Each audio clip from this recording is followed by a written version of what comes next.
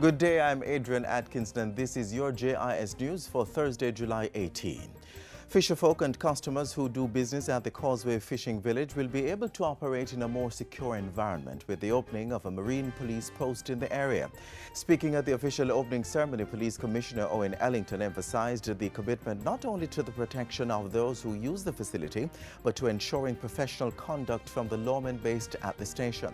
We are inviting those who use the project, whether they be the fisher folks or customers, to come here. Feel free to assist me in supervising the policemen who will work here. Bring to my attention immediately any concern that you may have about how they are conducting their duties, because I want to ensure that the standards that you expect of them is what is delivered consistently. The facility was constructed as part of upgrading works costing approximately $200 million through a partnership involving the Ministry of National Security and the National Road Operating and Construction Company. Some 2,000 residents of the Halls Green community in West Rural St. Andrew are welcoming the construction of a new bridge in their community. The bridge is a joint venture between the National Works Agency and the Kingston and St. Andrew Corporation. State Minister for Transport Works and Housing Richard Azan toured the site on Monday. So far, we are satisfied that the time period, the contractor is working in the time period that it was given to complete the bridge. He gave us the assurance that in the next 10 days, we'll have traffic on the bridge. The bridge replaces an old structure that was washed away years ago and costs $100 million for construction, labor costs and river training. 160 women are currently being trained in leadership skills under an initiative dubbed the Femme Leadership Program. It's one component of the United Nations funded Way Out project, which seeks to provide mediation services and professional and leadership training for women and girls.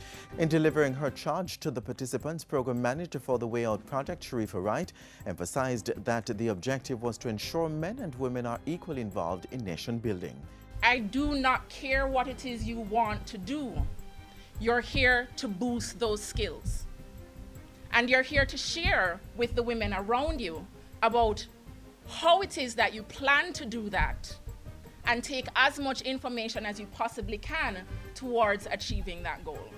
Labour and Social Security Minister Derek Kelly is reaffirming his ministry's commitment to increasing the benefits under the Programme of Advancement Through Health and Education PATH.